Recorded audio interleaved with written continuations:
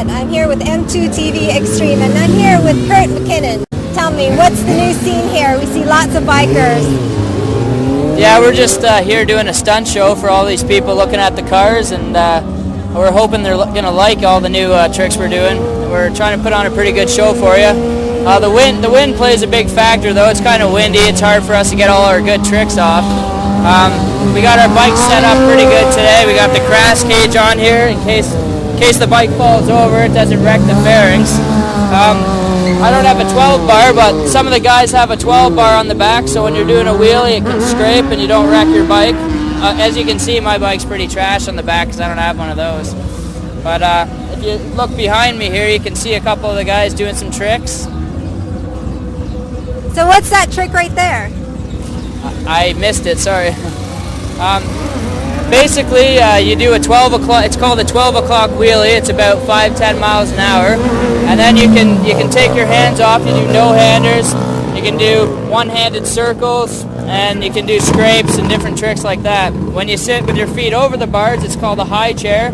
When you spread your feet sitting on the gas tanks, it's called a spreader. And that's basically a little bit about our sport. So can you tell me a bit more about the ill-advised crew? Our ill-advised crew, we travel around Ontario and try to go around most of Canada trying to impress the fans here. We got the guy that sets it all up for us here. His name's Kevin. He's over here. He's a good man. He hooks us up with parts. We got a couple other people helping us out. We got before and after clothing. They're helping us out a lot. We got Hindle exhaust. We got Briss spark plugs. And that's basically it. I got Foot U clothing helping us out a lot. And we're trying to evolve the sport as much as we can here, and hopefully people enjoy it.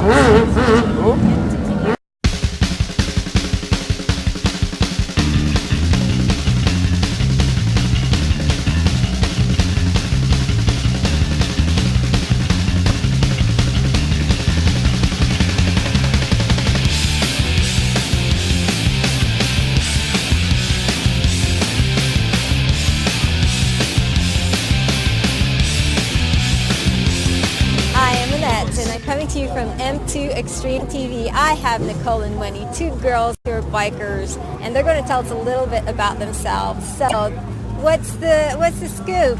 Hi, my name's Nicole. I'm 27 years old, and I've been riding for, I guess you can say, 6 months. Last year I got my M2. Been riding out during the September, October, November season. And then, you know, the riding season stops as soon as snow falls, and then you're back out again as soon as the snow clears up. I love it. I can't complain. Why I got into it, it's just something I wanted to do. It pretty much just attracted me to it. Just like driving a standard car, you know, it's like you don't see, but you do nowadays, seeing a lot of females driving standard cars. But back then it was not the thing, so it's just like motorcycles. Everything does start off male, but eventually you see females who've got the edge and who's got pretty much that little, what do you want to say? In them, the little willpower. That little willpower in them that just wants to try it. So. And Wendy, what drew you to the sport?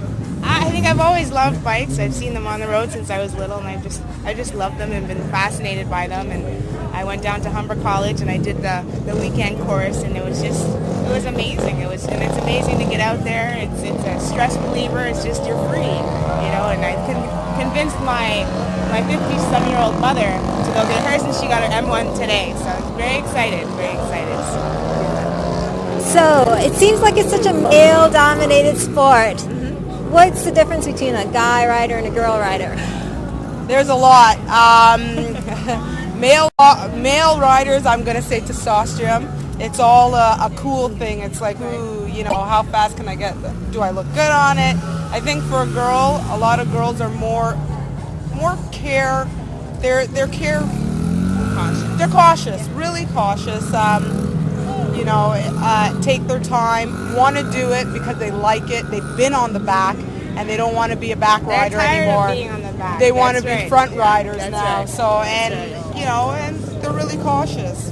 No, we were at Suzuki today, and the two guys asked us, do you guys race each other? How fast have you gone? Right. And it's not about that. And it's not about that. It's not, you know. And if you come across a girl and a girl comes up to you, you know, the major question is, oh, you ride a bike, nice, power to women, and you know, keep doing it, ride safe, you know.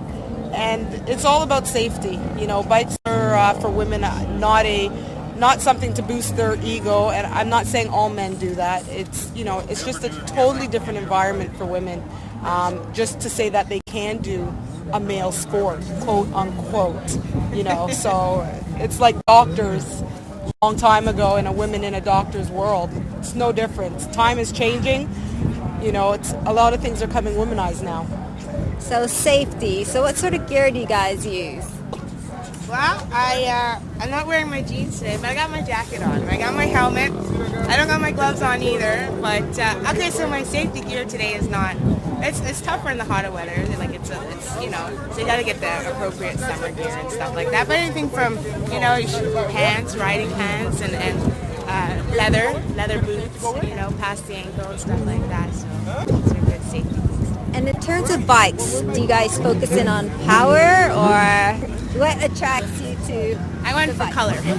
Red. A woman will always be a woman or a female, and it's how good it looks. Sorry. You know, it's like looking in the mirror before you leave, and it's like, do I look good head to toe?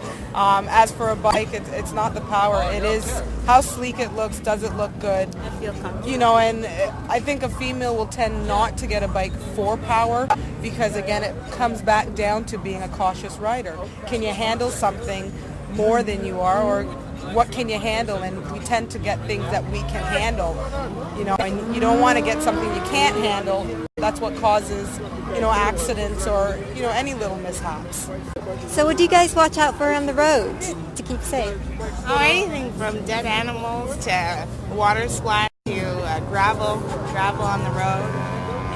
Anything slippery, Railroad tracks. other people too. You know, you've got coming in the city, or you know, going into a very trafficy area. You're not going to see a kid run out into the road. In the housing areas, you might see that. So dropping your speed excessively to like maybe a crawl going through homing areas is one of the biggest thing. But it's just you're constantly watching your whole entire environment, and that's from left to right, and from what's behind you to what's in front of you.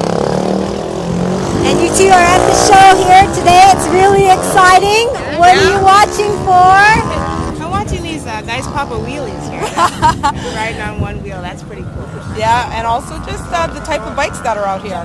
You know, we're not going to stay with the same bikes forever. We're eventually going to move up to an extent, but, you know, just to see what type of bikes are out here. Also the people. I'm actually really here to see how many female riders are out here. You know, right now, I see all males. You know, and the question is, you see a female with a helmet, are they back riders or are they front riders? So it's also to see the female population. Well, it's really nice to see front riders, and thanks so much for interviewing with us. Thank you very much. Thank you.